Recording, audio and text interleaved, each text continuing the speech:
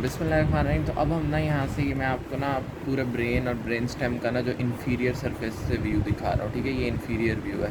इसके लिए ये क्यों? क्योंकि हमने सर्कल ऑफ विलस पढ़ना है। सर्कल ऑफ विलस होता क्या है? इसको हम सर्कुलस आर्टीरियोसस ऑफ विलस भी कह देते हैं। और ये आपके पास ना वो सिस्टम होता है जो कि एंटीरियर और पोस्टीरियर सिस्टम ऑफ दी जो ब्रेन की सप्लाईज थी ना उनको कनेक्ट करता है आपस में, उनका एनास्टोमोसिस करता है, ठीक है। ये प्रेजेंट किधर होता है? ये आपके पास होता है interpeduncular fossa of the base of the brain. वो जो आपने पढ़ा होगा मिड ब्रेन पढ़ा होगा ना, तो उसमें 2 सेरिब्रल पेडंकल्स थे, ठीक है, नीचे करके, जिनके अंदर क्रस सेरिब्राई वगैरह भी होते हैं, ठीक है। तो वो आपके पास उन दोनों के दरमियान में ना आपके पास एक जगह बन रही होती है, उसको हम कहते हैं इंटरपेडंकुलर फोसा, ठीक है। अगर आपको नहीं समझ आ रही तो ये देखें, ये आपके पास क्या है? ये एक सेरिब्रल पेडंकल है और ये दूसरा सेरिब्रल पेडंकल है। सॉरी, सेरिबेलर नहीं, सेरिब्रल पेडंकल है, ठीक है। तो ये अब ये 2 सेरिब्रल पेडंकल्स हैं ना, इनके दरमियान में ये वाली जो जगह है ना, इसको हम कहते हैं इंटरपेडंकुलर फोसा। यही वो जगह इंटरपेडंकुलर फोसा जहाँ से आपके पास क्या होता है, जहाँ से आपका एक तो ऑक्यूलोमोटर नर्व जो है वो निकलती है और दूसरा आपका यहाँ पे सर्कल ऑफ विलस बनता है। तो यही वाली बात थी। अब यहाँ पे अगर हम आगे की तरफ बढ़ें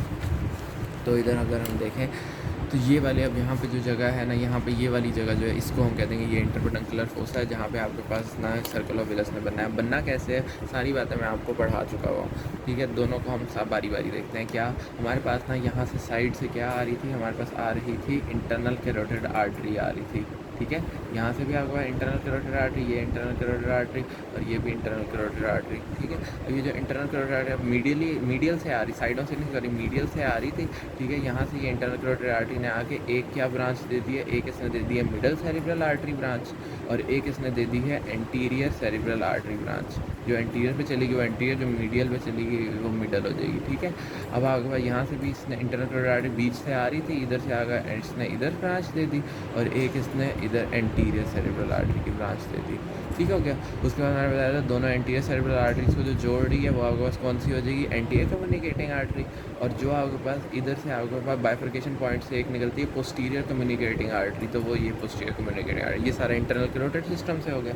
दूसरा मैंने बताया था यहाँ से 2 वर्टिब्रल आर्टरीज होती हैं जो कि ट्रांसवर्स फोरामिना से ऊपर आ रही होती हैं, ठीक है। रास्ते में इन्होंने बहुत सारी ब्रांचेस दी थी। पोस्टीरियर स्पाइनल आर्टरी होगी, एंटीरियर स्पाइनल आर्टरी होगी, एंटीरियर से इंफीरियर सेरिब्रल आर्टरी होगी, लेब्रेंथाइन आर्टरीज हो गई, पोंटाइन आर्टरीज हो गई, सुपीरियर सेरिब्रल आर्टरीज हो गई। ये ना दोनों ने मिलकर बेसिलर आर्टरी जो बनाई थी उसकी ब्रांच होगी। सुपीरियर सेरिब्रल आर्टरी होगी, सेरिबेलर आर्टरी होगी। ये अपना पोस्टीरियर सेरिब्रल आर्टरीज जो इसकी 2 थी आपके पास, जो पोस्टीरियर सेरिब्रल जो कि टर्मिनल ब्रांचेस थी, ठीक है। अब ये जो पोस्टीरियर सेरिब्रल आर्टरीज थी इनसे आपके पास कौन जोड़ रहा था इंटरनल कैरोटिड सिस्टम को? Posterior communicating artery.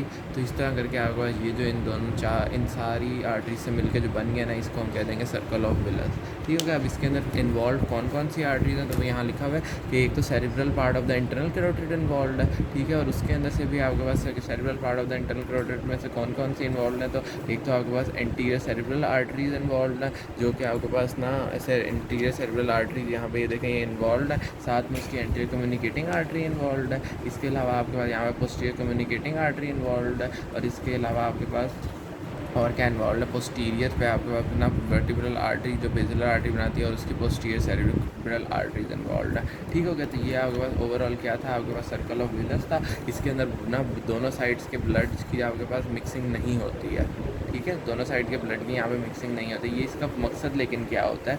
Circle of villous का मकसद ये होता है कि अगर आपके दोनों साइड में से ना कहीं पे भी इंटरनल कैरोटिड आर्टरी या वर्टिब्रल आर्टरी का ना कोई वो हो जाए ना आपके पास, कोई कहीं पे ऑक्लूजन वगैरह हो जाए तो आपके पास उस एरिया को ना सप्लाई ना सही रुके, इसलिए आपके पास ये सर्कल ऑफ विलस पूरा सर्कल बनाया हुआ है कि आपके पास ना डिस्ट्रीब्यूशन सारे पार्ट्स में ना इक्वली हो जाए, ठीक है। और जो आपको कॉर्टिकल और सेंट्रल ब्रांचेस का मैंने बताया था वही आपके पास जाके ब्रेन के सब्सटेंस को सप्लाई कर रही होती हैं। तो ये आपके पास ओवरऑल क्या हो गया है? Circle of villous. बस इसको ना पेपर के अंदर अगर इतना मुश्किल नहीं भी बन रहा ना तो आप आसानी से ये भी बना देते हैं कि ये देखें ये आपके पास क्या है? ये आपके पास इंटरनल कैरोटिड आर्टरी थी, इससे एक निकल गई है एंटीरियर सेरिब्रल आर्टरी, यहाँ से भी एंटीरियर सेरिब्रल आर्टरी, इन दोनों ने मिलकर आपको एंटीरियर कम्युनिकेटिंग आर्टरीज बना दी हैं। इसी से इसके यहाँ पे तो आपके पास निकल रही थी मिडल सेरिब्रल आर्टरी ना, यहाँ पीछे जो जोड़ रही है वो posterior communicating artery, posterior communicating artery, इधर से posterior cerebral artery, posterior cerebral artery. तो ये आपके पास जो सर्कल ऑफ विलस बन गया ना, ये आपके पास ये आ गया है। इस तरह करके आप पेपर में इस तरह भी करके बना सकते हैं, आपको नंबर पूरे मिल जाएंगे। बस आपने आर्टरीज़ के नाम साइडों में साथ साथ लाजमी लिख देना है। Thank you so much.